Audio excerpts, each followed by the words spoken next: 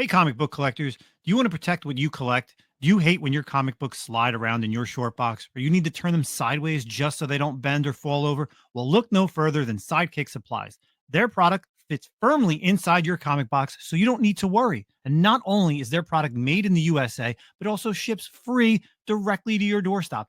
Check out our sponsor, Sidekick Supplies, at sidekicksupplies.com and use the code ComicCom15 for 15% off your purchase. Believe me, you'll be ordering more than one. Welcome to the one and only Comic-Con Podcast, your podcast for comic book news, reviews, and comic community drama, with your hosts, Nemesis Prime and Milton the Manimal. Are you listening? So what's going on, everybody? Welcome back to the Comic-Con Podcast, Season 4, Episode 44. Recording this on November 7th. Let's do this fast because I gotta go and play on my new PlayStation 5 Pro that I got today. So, have you even set it up or anything? I set it up. I downloaded, or I updated the system, and then I downloaded what I downloaded so far. I downloaded the Horizon Zero Dawn remastered because I bought that for $10. Ratchet and Clank Rift Apart because I never played that. I played that. That's not too bad. God of War and the God of War Ragnarok because I want to see what these games look like. Because there's there's this new section in the store that has the enhanced. Mm-hmm. You can see all the games that are enhanced. Obviously, Final Fantasy VII's on there. Yeah. So we'll also check that out at some point. So how about Baldur's Gate? I don't think that was on there. I don't think I saw it, but I really wasn't looking for games that I had to buy. I was looking for games I already own. Yeah. You know, either through the library or whatever. So gotcha. But before we get into things, just an update for our sponsor for Sidekick Supplies. If you haven't checked them out, make sure you do. And they actually just updated their website. They actually do now sell some awesome Comic Pro line bags and boards. You can get them together or separately. They have Silver Age and Modern Age, and they're free shipping. So if you want to buy a shit ton of bags and boards and you do not want to go to your local comic shop because they don't have them, which they usually typically sell out, go grab some comic supplies as well as these sidekicks, which is awesome because I have a shit ton of them in my short boxes. So nice. And then one other thing, of course, the King Kong show. Make sure you are heading down to King Kong in March 22nd, 2025. We will be set up there. Well, at least I'll be there with our pal V. Ken Marion in the artist section. So that'll be a nice one-day show. You know, Greg MTG Comics puts on a great show for King Kong show. So that'll be at the APA Hotel in Island, New Jersey. Very easy to get to from right off the Garden State Parkway. Literally, it's one turn. And it's like 2 minutes there. Or you could take the train, like Zack knows that train ride that I jumped on the train for New York Comic Con. So, but yeah. Hello and welcome everybody. Before we get in, we actually have a guest today, but say hello to my buddy Milton the Manimal. How are you, sir? Good, dude. Good. Just weather's been kind of weird out here. I don't want to talk about weather. Seriously, we're talking about the weather. I know. Well, we always talk about the weather. We're old. Dude, actually, wait. It's so hot. It's so hot in New Jersey that I had to turn on the central air. It was fucking wild, dude. Yeah. So it was really cold inside my house today. And I was like, God damn. And it was all gloomy looking outside as well. So I was like, that is cold. And I want to go take a walk with my son. And I go outside and I was like, it's warm out here. Like it feels better outside than it does inside. It was freezing cold in my house. But yeah, it was very misleading. But I'm enjoying this weather. I'm enjoying the fall. It was cool on perfect on Halloween. And yeah, dude, it's been nice. It's been really nice. Yeah, it's pretty wild. Like I actually worked home. I think it was Tuesday. Yeah, today's Thursday. It was either yesterday or Tuesday. I worked from home. I had the back door open on the deck. I had the windows open, the front door open for the cats. And at some point, I was like sweating, and I looked at my thermometer thing, and I was like, my central air thing, or my thermostat said 80 degrees. Thermometer thing. It said 79. I was like, yo, I got to turn off the heat. And not like I keep the heat up to 79, but it monitors it. So it was like 79. I was like, yo, I'm going to kick this freaking central air back on. So I threw that back on to like 70 degrees. So okay. But yeah, and now I just completely just turned it off. Both things are off. We're just gonna let the the cycle of life, fresh air, go through the world. Nice. So but let's get into this community stuff. I didn't post anything on Instagram, unfortunately. I was just way too busy with like I said, the PS5 Pro. But we do have a guest on, someone who you briefly got to hear about during our post Terrificon roundup show back in August. You know him on YouTube and also Instagram as a Broke Boy Comics. Our friend Noah, newer to the community. So I'm really happy to have him on here to talk about a newer person here in the comic book world. So Noah, how are you? Welcome to the show. Oh, I'm very welcome to the show. I'm doing great and happy to be back second time around. Yeah, so now we got you a little bit longer. You're more of a spotlight guest this time around instead of just talking Terrificon. So, yeah, we were kind of talking beforehand and, kind of divulging on our age. Obviously, last week was my birthday. I turned 42. We find out that you're half my age, basically. So, you're a wee lad. Oh, yeah. You got a long time to go in this comic book world, man. Yeah, absolutely. Oh, I hear all the time about all the years I have to, all the books I can get and, ways my collecting will evolve over time. So yeah, that is true. Yeah. It already has totally. too. So well, yeah, you're interesting because it's to go back to those days of, buying what you're buying, going into a shop or a show and filling out a long box of just like all this stuff. And then you're doing your YouTube haul stuff and loving the books that you get. And to go back to those days.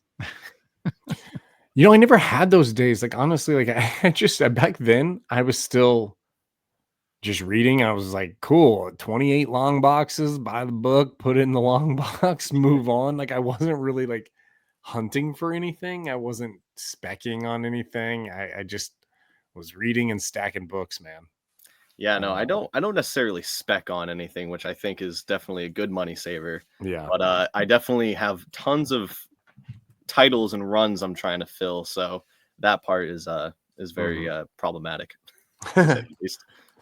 So how did you get, obviously you're kind of newer, we met over the past year or so, how did you kind of get into this whole idea? Why did you decide comic books of all things? So I mean, I've always grown up with like the Michael Keaton Batman movies and Tobey Maguire Spider-Mans, all the early 2000s superhero movies. And before that, that was basically my childhood. I had some comic books when I was young.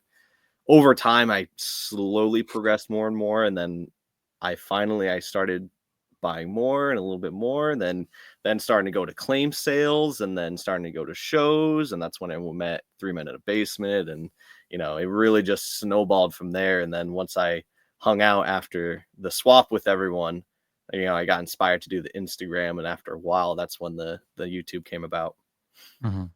Yeah. So yeah, it's definitely something that, attracts all walks of life. And we love that. Everyone's got to start, again, you're a young guy, you're doing what you love. You're picking up what you love, and like I said, I've seen a lot of your haul videos and you said you're trying to complete runs. What are you working on as a 22-year-old comic book collector? What are you working on in 2024 and into 2025? So the big goal for my collection is basically as much of the main Batman title as I can get. Even going back to the early golden age, I'm going to attempt my best to get as much as I can from that run. That is probably, I think, the most daunting task in comic books. From that and probably like Action Comics would probably be the next biggest one. I feel like even something like Amazing Spider-Man, I feel like that's a lot easier to obtain, even with those big keys than the Batman run I'm trying to do. But besides that, I have a couple other titles like Flash. That I just started an Aquaman run. Nick Cardy I've been really into recently, so I've been getting a lot of his Teen Titans stuff. Swamp Thing 2 is another big one. So yeah, definitely have a lot of side pieces, but Batman is my main person I'm trying to collect the most of. I feel like you decided, let's use a video game analogy. I feel like you decided, I'm going to pick up a Souls game. I'll pick up Elden Ring. And I'm going to go ahead and put on the hardest difficulty and let's just go for it. Yeah, no, that's what you decided. Like, oh, okay, cool, man. Let's just do Golden Age Batman. Have fun with that. Yeah, it's going to be interesting. I'm almost done with the 400s to 500s. I'm like 3/4 of the way through. So I have like a quarter left. Yeah. and then whatever I have the most of next, I'll go for that, whether that's 300 to 400 or 500 to 600. I'm kind of doing small chunks at a time, but Yeah, as well as picking up, pretty much whatever I can find in the nice condition. So Yeah, I remember I was working on that run, and I did it I had majority of that, and over the years people have known, I had it all the way down as far as like I think I was down to about 80 issues of Batman to complete it from one to now. And I just realized that I was like, I'm never gonna get all the way down there until I get rid of everything, and that's kind of what I've been working on. And I think the only thing I have left is probably around issue 350 to like 713 in the volume 1. gotcha. Everything else is gone. I did a bunch of auctions on eBay. I did some whatnot stuff. I sold a lot of the 100 to 200 in a big lot and bulk stuff.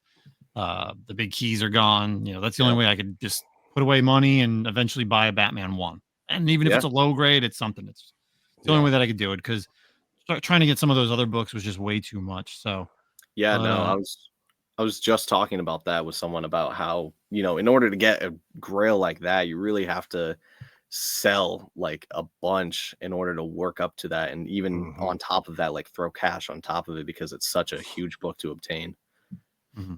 Yeah, it's that's some good stuff. But listen, you got you got time. You definitely have time. And some of those other characters, obviously, it sounds like more you're the DC guy, so Absolutely. Swamp Thing and Flash, and those are all doable runs for sure. The Teen Titan stuff, you start off with all the, whether you do the Cardi stuff and then you jump into the Perez and Wolfman stuff.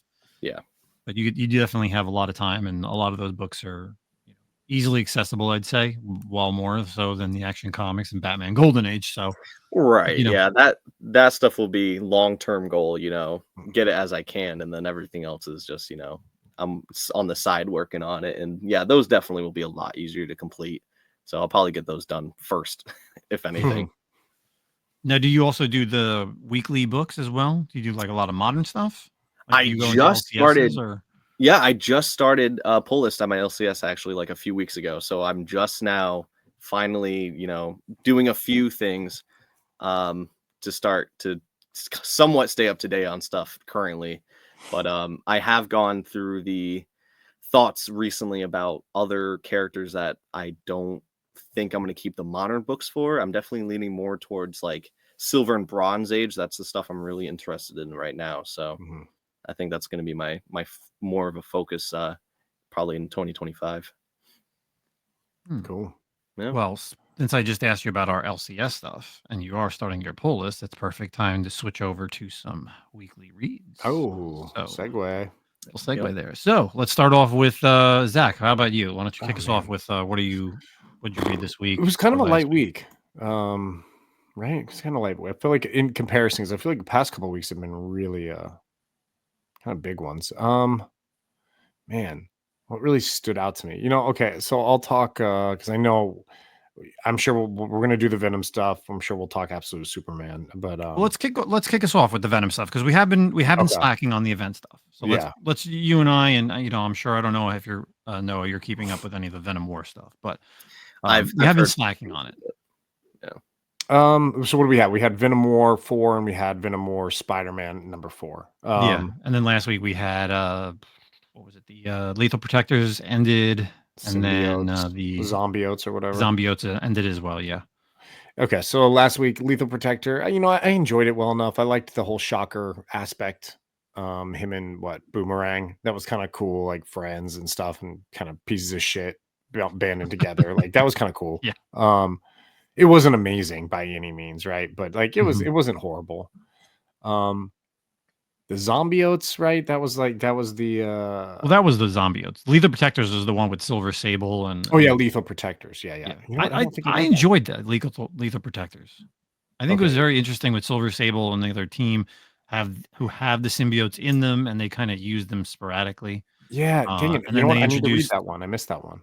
Then they reintroduce Shriek. So she kind of comes back. Okay, yeah. She's kind of like the hidden weapon or secret weapon that nobody realized that could kind of take out the symbiotes or zombiotes, because obviously that's where we're heading. And then It yeah, was this like week, the Fantastic Four one shot also.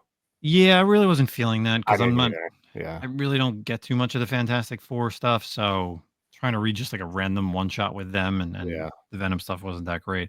But again, this week we had the Spider-Man number 4, so that kind of finishes off, Spider-Man dealing with having the symbiote, not having the symbiote, and then also with Mary Jane as Jackpot, and we kind of see his choices throughout each issue. I would say, Yeah. he was kind of like didn't know what he wanted, the life he could have had if he would have kept her and kept the symbiote, and so. Yeah.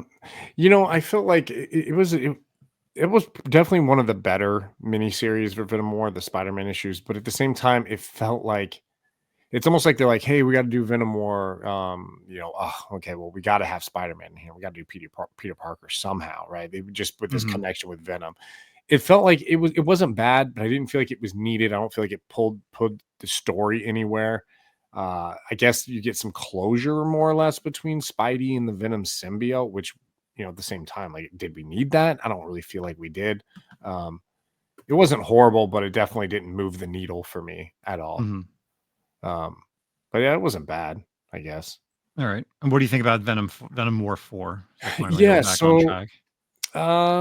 yeah, the previous issue we saw what Dylan kind of become the Venom symbiote split and take over Eddie and Dylan and them kind of both have it, and we had this fight show up. I liked how I really enjoyed the stuff that they brought with Anti Venom, how he kind of came in and Eddie kind of like merged Anti Venom through the King in Black stuff, and then kind of went back to him being the original Anti Venom. I liked seeing him as like OG Anti Venom for a little bit.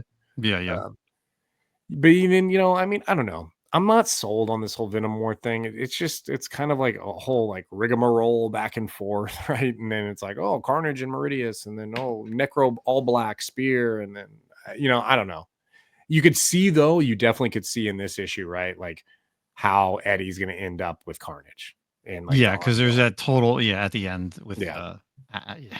yeah, they totally like set it up like where something's gonna happen, and everyone kind of got carnage defied, if that's even a word. And yeah, I mean, it was okay. I'm ready for it to be done. I'm gonna be honest with you. Yeah, I mean, and I think there's like still a few more minis or one shots, to be Looks like honest. Wolverine's coming out. It still has his to round out his. There's Venom War 5. What other ones are there? You said there's some one shots, you think? I think so. I forget. I haven't looked at the back of the book, Yeah, so. I don't know. I mean, whatever. I'll check them out, I guess. But yeah, I don't know. It's okay. But yeah, so moving on from the Venom War stuff, I think some of the books I really enjoyed. I liked JSA. I picked up JSA #1. I Yeah, enjoyed it. let's pick that up. Yeah, it was cool, man. I've always found JSA intriguing, but it's hard with DC, right? Because you have these characters and they're good characters, but I always feel like, okay, I'm going to pick up JSA and I want to read Justice Society and I want to follow Midnight. I want to follow, Dr. Fade, the Hawkman, Hawk Girl. I want to follow all them. But inevitably, bro, I know DC is going to kill that title because it won't Mhm. sell well or something won't happen. So it's almost like it's disappointing because I'm like, yeah, I'd like to go in and explore these characters, but I don't feel like I'm gonna get any buy-in or payback for it from DC. So, but I like them, and I wanted to check it out, and we'll see what happens, But I don't know. It was cool. I enjoyed it. I enjoyed it quite a bit. Like I like the team that they did. I like how they. I'm trying not to spoil anything for anyone who read it, or hasn't read it. I mean, I like how you have your core JSA, right? You got like Oh, of course. Jay Garrick, Alan Scott, the Hawks, and Dr. Fate, right? Even though it is Khaled, not what's his name, Kent. Mhm. And I like how they kind of took him out, like right out the gate. It's like, yo, here's your JSA. Boom, those guys are gone. Like they're kind of like side on the side right now, and so they focused on Jade and Obsidian, and I didn't know there was a female Wildcat. I'm not familiar with Yeah, who she she is. she Is she I feel related like she's to been the around for original? I feel like she's been around for a while now. No? Yeah, I have no idea. I wasn't sure if that is like typically it's like a daughter or like something. Yeah. Who else was in the team? Obviously, there was a new Midnight. It was a female Hour Midnight. Man. There's an Hour Man in there. Yeah, he's No. Sandman. Sandman. A new Sandman as well. Hmm. Not Wesley Dodds. So new for me is what I'm saying. Not necessarily like a brand new created character. But yeah, it was cool, man. I liked it. There was a little twist at the end, which was really cool. So it should be kind of fun moving forward. But like I said, I don't know how much they're gonna go with it. Who's currently writing that series right now? Oh man, it's Lemire. Yeah, Jeff Lemire. Oh, okay. Yeah. So I yeah, might- Jesse Quick, is in there. Our Man, Sandman, Jade. Yeah. Yeah. I have to look into that.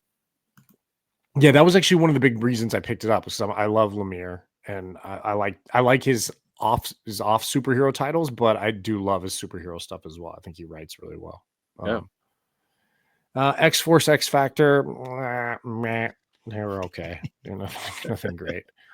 I'm liking the Sacrificers. You're not reading that, are you, Justin? No, I dropped that title, unfortunately. It's pretty fun. I enjoy it quite a bit. It's not amazing, but I like it. I like Remender.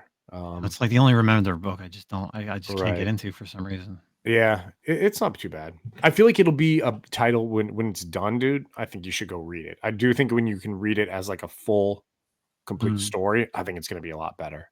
I think it's going to be one of those. And then yeah, like I know we'll talk about. I'm sure you want to talk about Star Wars. You go ahead. I think I'm No. None of these were like real. There wasn't. I didn't get to read Something Is Killing the Children 0. Did you read that one? Yeah, I did. Okay. It was so it's like a precursor to number 1, obviously. What? So it's I've never heard of that. But like I just feel like we've been reading, this last story arc, like the Road Stories. Yeah.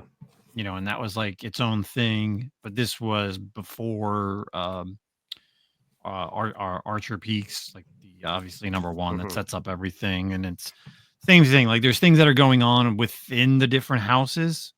So I mean, you may like it because it's got the blue masks, and you kind of find out that there's all this kind of drama / corruption within the houses. So there's nothing really that happens other than that. Like one of the blue masks is talking to this girl who's seen a monster, and you find out that Erica killed the monster to save this town. Blah blah blah. It's I think the Road Stories was better than this. Okay.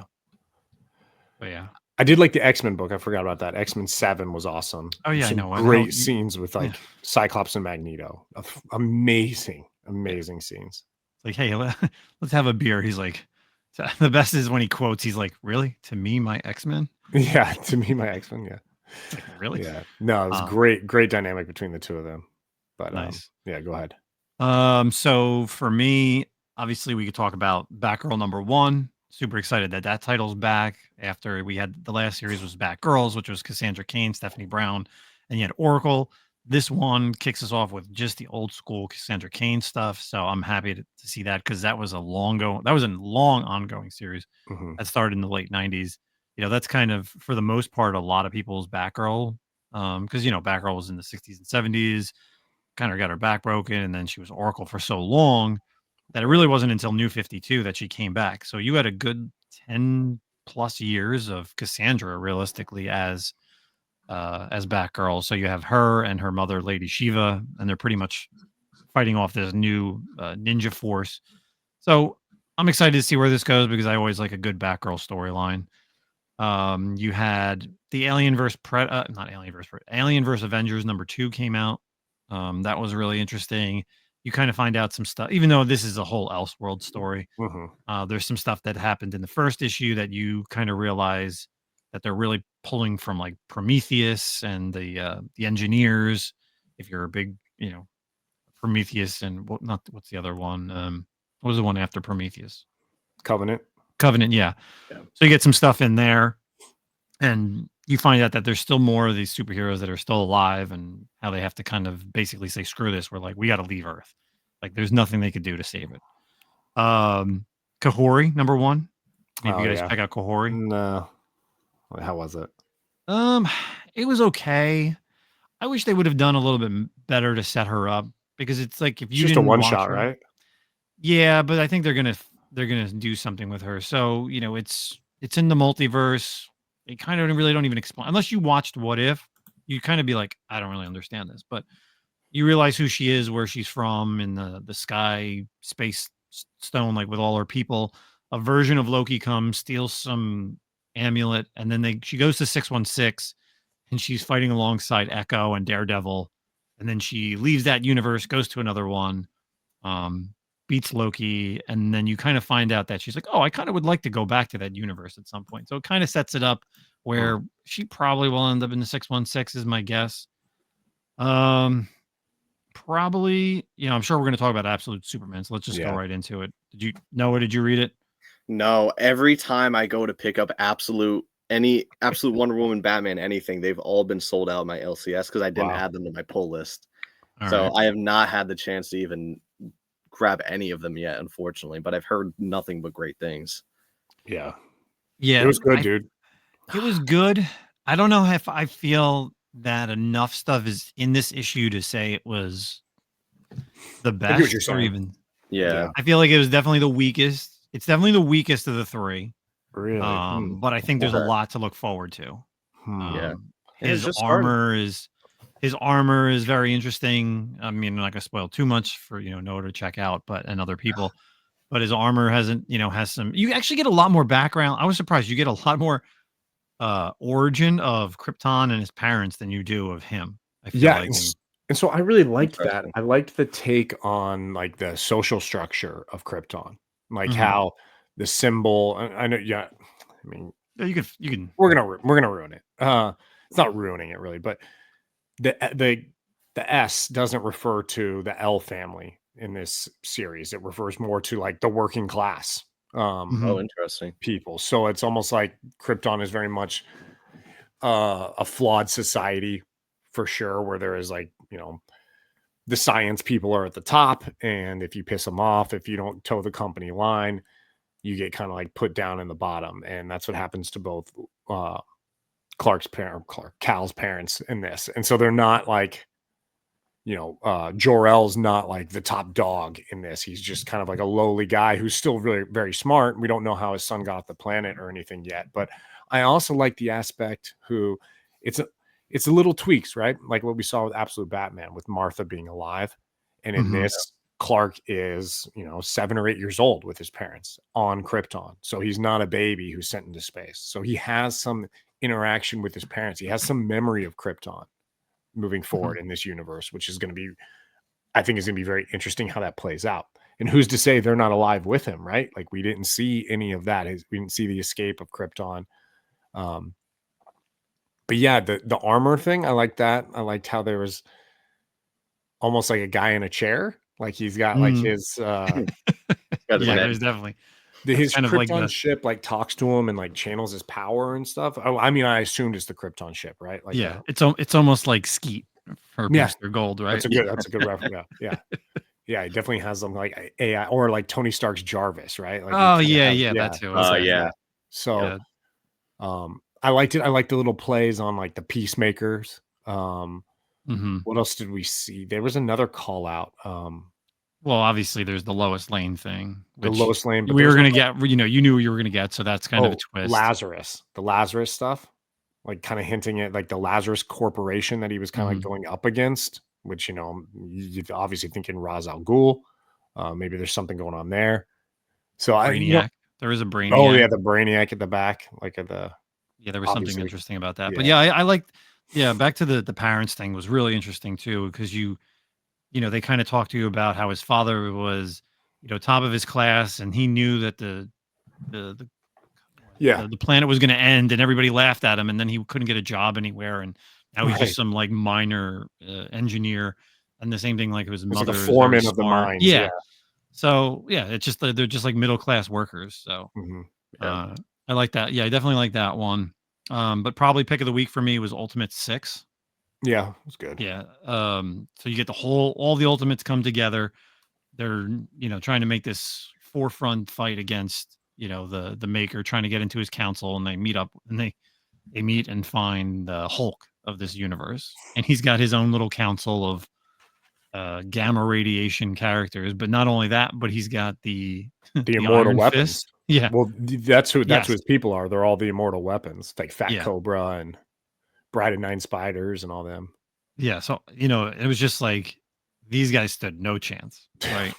There was this was a brutal fight, and they just got their asses kicked by not like an enraged Hulk, but like a more focused Mhm. and Like a monk Hulk. And like Yeah, I exactly. loved the fight, like it was like hit with 2 times Hiroshima level. It's Yeah. like, oh shit. Like, and then like the different names of the moves were all like gamma. It was callbacks and like Easter egg type calls for like the moves and stuff, which was really cool.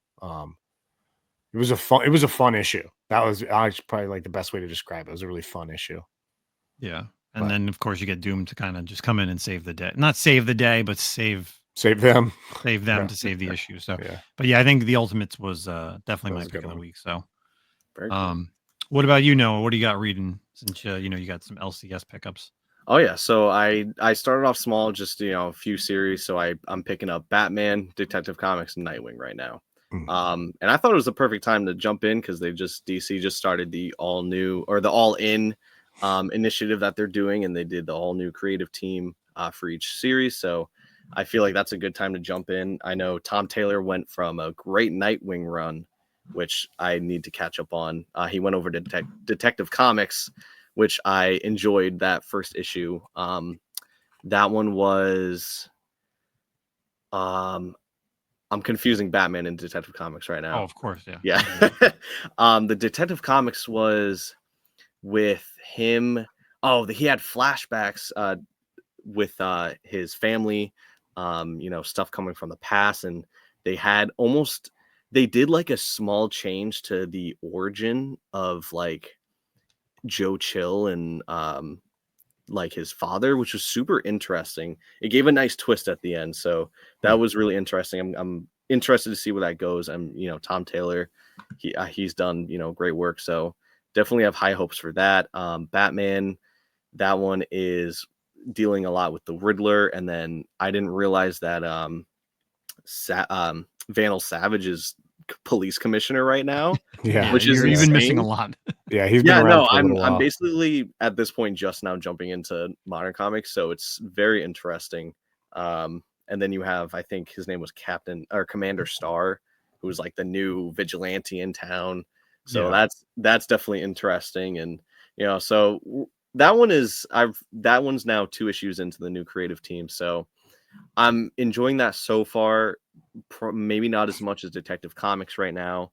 And then Nightwing, I've only read the first issue of the All In initiative, and that one is interesting. I love Nightwing, and I think it's Dan Waters is the one who just picked it up. He just did, I think, Detective Comics. He just came off of, right? I'm not It sure was where he Rom came V. Rom V was writing it. Yeah, remember I who was think doing the Waters art. was almost like a co-writer or something like that. I think his name is on the book. But yeah, we're gonna have to see where that one goes too. Again, I got to catch up with Tom Taylor's run on that because that one was all praise from what I've heard. So, but it's very early to tell. I feel like how well these creative teams are going to do until we get a few more issues in. But I am enjoying it so far though, and I think I did pick up Wonder Woman 2. I haven't read it yet, but that one we're going to see. And then based off of Zack, I might pick up JSA soon. So Yeah, I think you like it. Yeah, we're gonna see. We're gonna see where this brings, and maybe I'll be adding some Marvel or something in my pull lists. I don't know. We'll have to see. But I'm so far enjoying all those right now. But Yeah, I think this week's Batman and the first issue of Detective Comics All In was very interesting because I feel like now they're starting to almost A kind lot of of Thomas Wayne stuff. Yeah, exactly. A lot Yeah. of like meshing together. So it is. there's it doesn't really go like that with how Batman and Detective. It's always been 2 separate storylines for a very long time. New 52 and everything else, Mhm. unless there was like an event. And the fact that like you have that, there's some things that you find out about his parents with this whole Riddler stuff, and like you said, like the Joe Chill stuff and Detective as well. And I haven't been reading. I read very early on in the Rebirth run, And then I Yep. kind of stopped, I think, after like 1027. You know, I was like, all right, it's hitting, you know, a milestone issue. I was like, I'm done. I'm gonna stop collecting this. And you know, talking with Paperweight, man, he loved it. He loved the Ram V stuff, and I just couldn't stick with it. I was like, I'm just gonna stick with Batman. Now the All In has definitely changed over, where you definitely see a great time, a good jumping on point, because Batman's always, you know, like it's like, when do you jump in on Batman, right? I mean, yeah, you Yeah. know the characters, Oh, yeah. but and then there's just some stuff that happens in this week's Batman, which is pretty wild towards the end. Yeah, I was definitely almost confused about what happened at the end of the most recent Batman issue. I was like, "What?" I was like, "Wait, hold on." I was like, Detective Comics though, I think that's probably my favorite out of the 3 so far. Mhm. I also like the idea of how they're mentioning how Batman is definitely getting older now. And they have this like possible, like almost holy grail, like medical thing that they might do to make him a little bit younger. So that'll be interesting to see if he goes for that. Because I think he even mentioned in the book how like I've never wanted to use like supernatural or other methods to make myself younger, but this is purely medical. So he's kind of Oh thinking yeah, about it. So it's interesting to see if he actually goes for it or not. And then, we'll have an even younger Batman and Hmm. last another 80 years. So yeah, because he meets up with like some other rich people, right? yeah. When he's Yeah, and he was regular like, "Oh yeah, Bruce, and last time I saw them, they were definitely looked a lot older, and they look like they're 10 years younger now." So yeah, it's interesting for sure. yeah, it was good. It was definitely two good issues. So Yeah. good stuff all around on the comic book stuff. Let's keep going with more comic book news. So this one is an article coming over from bleedingcool.com. Interesting stuff, because this happened earlier this year, but people are just finding out about it. So over at bleedingcool.com, CB Beluski announced Young Avengers for 2025 at Osaka Comic Con. So Osaka Comic Con was earlier this year. But Marvel fans are just finding out that they announced a new Young Avengers series for 2025. The new series will reunite classic Young Avengers characters like Kate Bishop, Patriot, and Wiccan. Young Avengers was originally created, obviously, by Jim Chang and Alan Henberg back in 2005. He took the stage at Osaka Comic Con back in Japan earlier this year with tons of cosplayers. Sophie DiMartino, who played Sophie from Loki, as well as Tom Hiddleston, where he took questions. And he said that the Young Avengers will be reuniting in 2025. There have been 2 Young Avengers teams, but now we're deciding which characters, for natural story reasons, are we going to be joining the Young Avengers. Obviously, like I just said, with characters that are currently in, I guess, the MCU. But who else is going to be joining them in 2025? The show was back in May, and we're looking forward to seeing who's going to be. We have no idea who's going to be writing it, but um, it does say that a possible with Kieran Gillen and Jamie McLeave would relaunch the book, which was which was actually the series 2, which was that Kate Bishop. So I don't know. There's a lot of characters in the Young Avengers stuff, both from the original Jim Chung stuff to the Kieran Gillen stuff to what we have right now in, all Yeah. the Disney Plus characters. There's what's her name from Ant-Man, Cassie Lang. Stature. She's Yeah. never been on the team, but yeah, but she could throw in there. But Ironheart. There's quite a little bit. There's talking about Ms. Marvel, but I don't know. What are we thinking? We haven't had, like, it is the truth. We haven't had a Young Avengers series for quite a long time. I enjoyed both series. Zach, Yeah. I'm sure you read both of them, right? I like the original. I loved the original one. Oh And yeah. then I kind of followed a little bit here and there towards the end. And then we really only saw them on like events. And then you would have like the mini series, right? You'd have like a little Young Avengers 3-issue mini series or something like, but we haven't actually Mhm. seen the team yet together.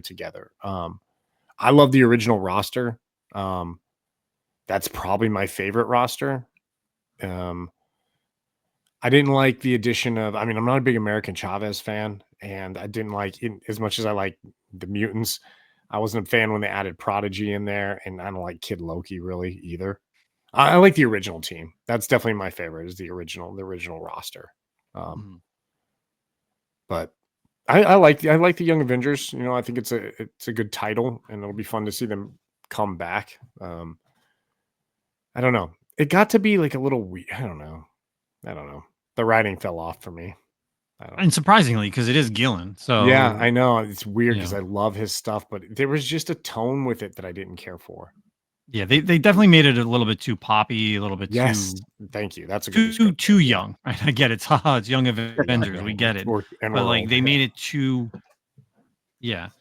Yeah. Yeah, I'm a big fan of the Young Avengers stuff. I've collected both series. I think they're great characters. There's tons of stuff to look forward to.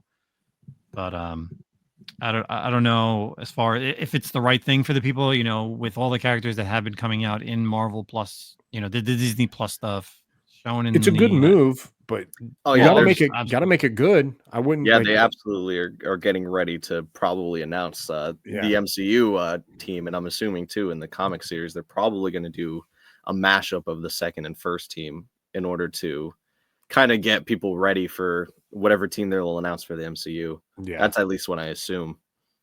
I feel Oh, like yeah, that I would mean, probably be the right move. Yeah.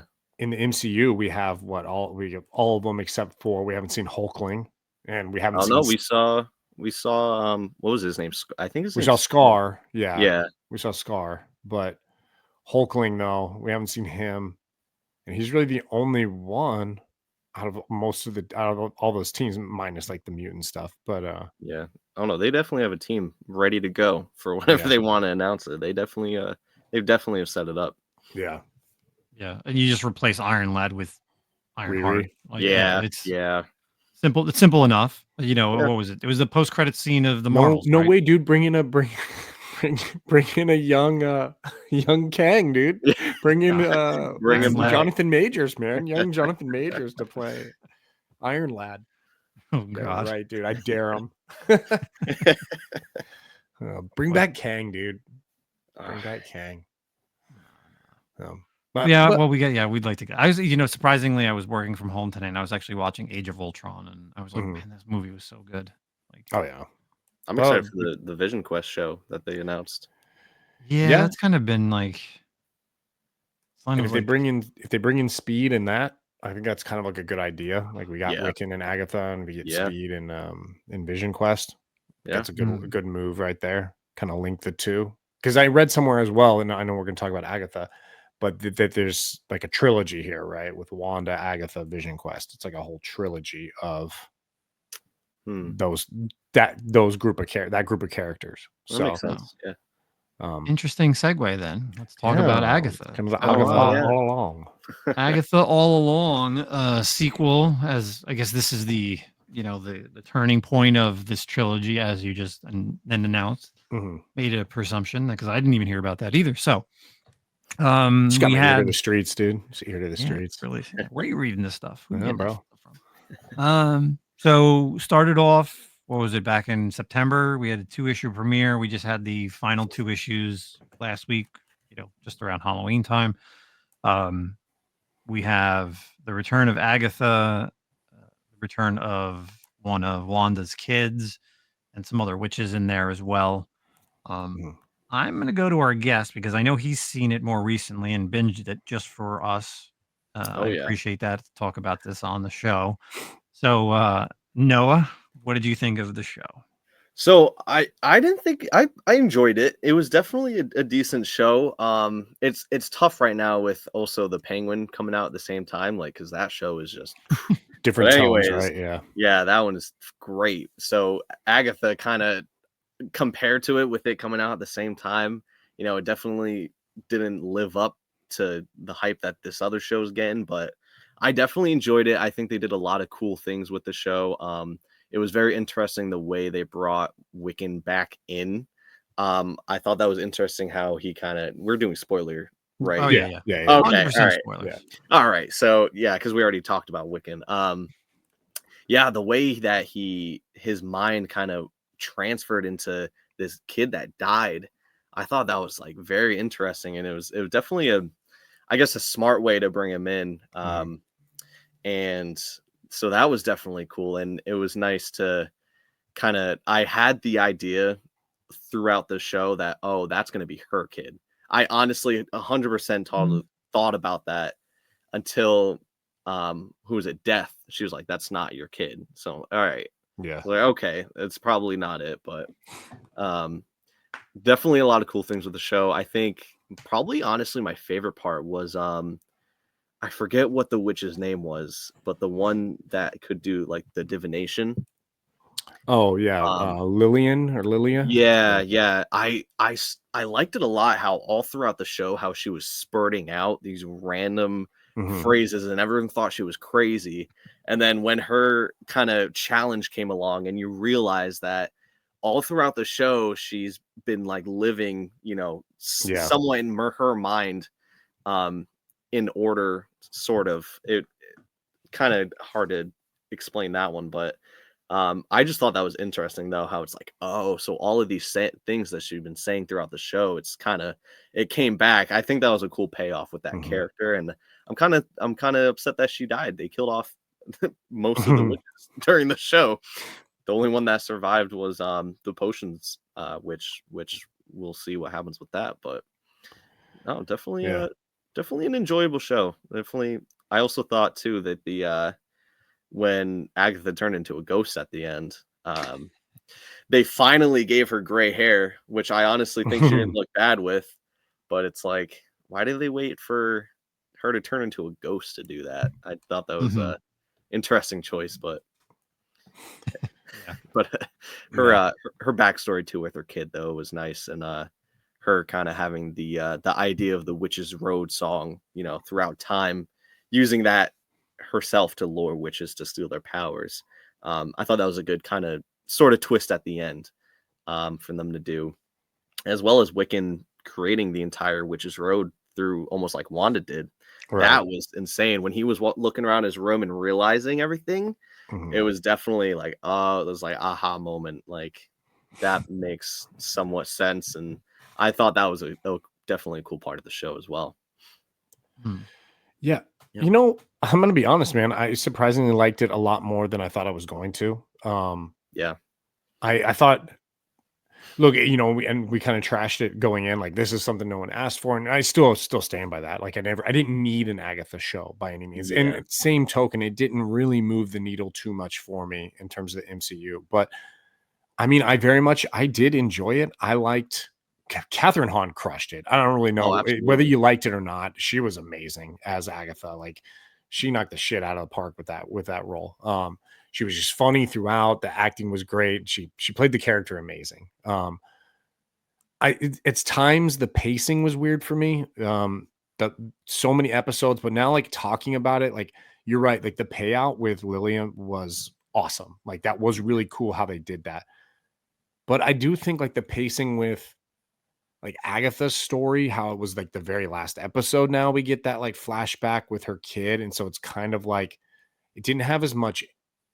I didn't feel like it got me as much as it would have been if we maybe would have teased that out throughout like the season a little bit more through the episodes. I feel like there was a couple episodes you could have X'd out completely. You could have dwindled down some of those witches for sure. Like the one whose mom supposedly like was the singer, like she was kind of ended up being sort of pointless. And obviously the mom from that 70s show was completely pointless. Like, I could have just cut that one out. She was funny though. Yeah. But like, I like the Wiccan stuff. So I liked the Wiccan stuff because for people who know about Wiccan and like his history, it is so muddled. It's one of the most muddled. It's up there with like Cable's backstory and shit. Like, it makes no goddamn sense, right? Like, they weren't real kids. Mephisto stole their souls. They never really existed. Scarlet Witch created them. So like the way that they did this and made it, because that's kind of how it was in WandaVision. They weren't real. She created them. And then this like being came into a dead body. Like, it made sense. It kind of like, as much as shit like that makes sense, right? But I like how they did that. I like the tease that Tommy's out there somewhere as well. Honestly, like the more I talk about it, like it is definitely not even close to the bottom of the list for me in terms of Disney Plus shows that Marvel's put out in the past 2 or 3 years. It's above WandaVision for damn sure. I'll tell you that much. Yeah, I liked it. I liked the actress. I like Jennifer Kale. I want to see more Jennifer Kale. So yeah, more I talk about it, man, I enjoyed it. I actually was looking forward to it like every week. It wasn't, like I said, it wasn't great. It wasn't horrible though, but it was fun, dude. I liked it. Oh yeah. All right. Justine. I don't know. I don't want to. I'm not Hard going to to harp follow. on. Hard to be the bad guy here, huh? Set Gotta you be up the for bad it. guy. Gotta be the bad. No, I don't want to. I mean, like you said, things I didn't like. The final episode shouldn't have been the way they did it. Like the epilogue, like it should have been broken into either the beginning and they stop it at a certain point, and then they go back to it, and then yes, you realize that that's what the witch's road was. But then I feel like then you'd get death in there, of course. But there's ways of, there's ways of doing it without her there. Having death in there, this kind of, I don't know, like, I mean, we all know who death is, right? She's a cosmic being. Like, well, not a cosmic being, but death is death, but it's always been Thanos, right? Yeah, it was a little Thanos, powered down version, right? Right. Kind of. yeah. Yeah. You don't really ever think about it. You're like, really? Like, this is the first time we're going to see death. And we never saw death at all in any of the Thanos stuff. And we've known that's like his love. That's his thing in every comic. And so you're just like, man, really? I mean, yeah, she looked cool. Don't get me wrong. Aubrey Plaza is great, but the Jennifer Kale stuff, I agree. I think after what we talked about last week with Midnight Suns, she leaves, so she's got room to grow. She could show up in the Jennifer, in a Midnight Sun stuff. Yeah. With other strange users or magic users and the horror side of the MCU. And again, it's not for everybody. It's definitely on the bottom. It was definitely on the bottom for me for MCU stuff for Disney Plus. It just wasn't my cup of tea. I truly watched it fast forwarding a lot of stuff, and I agree. There's a lot of episodes that could be kind of taken out. A lot of random stuff. So yeah, it definitely was not overall one of the best shows for me on Disney Plus. And 9 episodes, and when we talk about this all the time, the first you have to drop 2 episodes at the beginning and 2 episodes at the end. Like that's just wow. I liked that it was, it reminded me of like the same thing like Hawkeye did with like the Christmas. I like that like theme, right? Like if you're gonna have a show around the holidays, so you had like the witches, and it's like obviously it didn't talk about Halloween, but obviously it's very Halloween-esque. And then we had Hawkeye during like the Christmas time.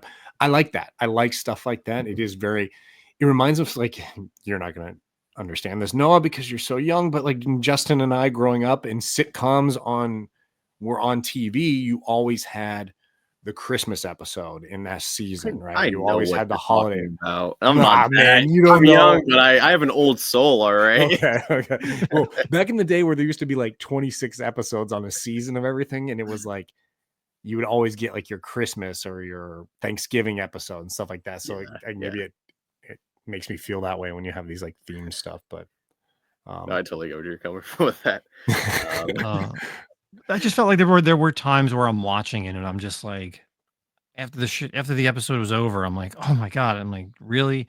Or for the most part, the people that are just like, I can't believe that was Wiccan. I feel like you knew this going into it. Who didn't know that? Everyone knew that was going to be. That was the whole guess. Yeah, unless you're not reading the internet. Secret. Yeah, it's. Who do you think it was? Like, look, dude, and I'm not being disparaging at all, but like, weird. That's just this like dark-haired kid, and it's after Wanda, and he's gay. Who else could it be? Like, who else could it be, dude? Like, he's into magic. I mean, who'd you think it was gonna be? Yeah. And then the return of Richard Boner. Oh, that actually was awesome. That was that I thought was pretty hilarious. Fun. I would give it that. That was the only thing I was unexpected. Like, you had a Boner family reunion T-shirt, like, or something like that on. It was like I really would like to find that T-shirt. Yeah, I like that. I will say that part was pretty funny. That was cool. I almost forgot about that. But so it is. It's the last show for quite a long time until next year. We talked about all the stuff coming out next year in our last episode. So, here's a shirt, Boner Family Reunion, and it says pitch a tent. Is that actually the shirt he was wearing? Yeah, dude. Yeah, hold on, I'm gonna share my screen. There's no way. Yeah, that's awesome. It was amazing. Hold on. And you can buy this shirt. I think I'm gonna buy it. I think I might need to buy this shirt. Where's it on? Like when you're, oh my god, it's real. Oh, they do have. Oh my god, it's all over the place. Boner Family Reunion, dude. Pitch a tent. Etsy and T Public. Redbubble, if you ever want to search it, but that's pretty funny. The vintage shirt, yeah. 3/4 shirt. Awesome. So before we get out of here, there's one last thing to talk about. I feel like it's important, and we are not a political. This is not a political podcast, but I feel like what is some of the stuff that's been said on the internet needs to be talked about from a comic book standpoint. If you saw my Instagram story the other day, I had a lot of people, be like, this is ridiculous. It's unreal. So whether you're a Democrat, whether you're a Republican, whether you're neither, and you voted Democrat or you voted Republican, I don't really care. I don't hate you. I don't like you for whoever you voted for. You are free to vote for whoever you want. You're not free. You don't have to vote. I didn't vote for many, many years. But with that being said, I posted this thing that was on Mark Waid, the writer for many, many years of so many great titles, on his socials. He put, even if by some miracle, this was posted on November 6th at 1 a.m. So obviously, when we're talking about this, is at this point, Donald Trump was pretty much going to win the election. He goes, even if by some miracle this turns around, I don't believe in the basic goodness of my fellow Americans anymore. And without this, I cannot write superheroes. There's no point when you see a decline in the quality of my work soon. You'll be able to trace it back to this night. Now, for someone as decorated as a writer like Mark Waid to go out and put this, basically saying that, my work is now going to deteriorate because of all the Americans out there that voted for this person, is just, I can't imagine me being like, you know what, I don't like the president anymore. I'm going to half-ass my job. Peace.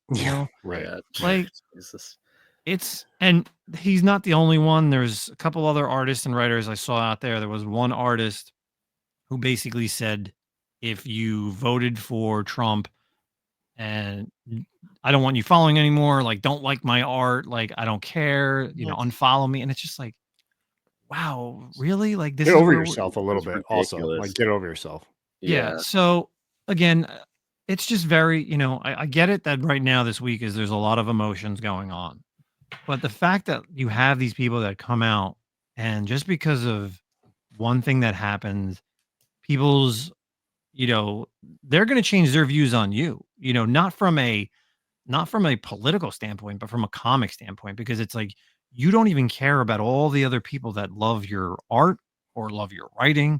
You only care about the political side of stuff. And I'm sure there's other artists and writers that said this stuff that I just don't follow, but just happen to be a part of things that I do follow. So, and I know people's rebuttal will be like, well, a lot of artists and a lot of writers, that's what they write about. Everything you've been reading is politically tinged, and everyone will be like, oh, Martin Luther King and Malcolm X, the X-Men and all that. Like, that's everyone's answer to this shit. And honestly, let's be honest, this is crybaby shit. His side lost, he's upset about it, and he's throwing a tantrum. And honestly, if I'm DC, I'd be fucking furious because he's supposed to be writing the Justice League coming up. So, like, honestly, what does that tell me as a reader? Not even politically wise, like whether I'm right or left or whatever. I'm like, well, do I want to pick up this book? This guy like just basically said he's going to write for shit moving forward. Why should I put any of my money into the Justice League, the flagship title for the most part, team title of DC, all in? And this guy's writing it. Like, honestly, I wouldn't pick it up. This guy just said his writing's going to go to shit. Like, so his heart's out of it. Well, I would be furious if I'm DC. And like, dude, like, honestly, like I said, like, I know there's so many people who are going to be like, it's so much more important and all that. You know what? It's your job, dude. Do your job. I wish I could tell. I'm going to try to see how I can say this. My job was directly affected by the previous administration. Not probably. To the most extreme, in like 100% more effective than Mark Waid's was or is with comic books. My job is directly affected by every administration that comes in. Every single administration directly affects my job, whether I like them or I don't like them. Whatever they do, administrations directly affects my job on like the most basic level I couldn't even explain to you. And I don't have the luxury of being like, oh, well, man, well, well, I'm just not going to do my job now. No, that's not how it works. You're an adult. Do your job. You don't want to do your job? Don't, dude. Go away, quit, and don't be a writer anymore. Like, who gives a shit? Honestly, like, I'm turned off by Mark Waid now, and I really enjoyed his writing. And like, I'm a big writer, like a big writing guy. Like, I love writing, but like, fuck that, dude. Like, nah, man. I don't know. I just this. And oh gosh, I could just go on and on. And I know you're gonna like turn people off because this is so like you're either one side or the rest, and that's the problem, right? Like no one can be logical, or I don't know. It's just your side lost, and that's it. You're upset.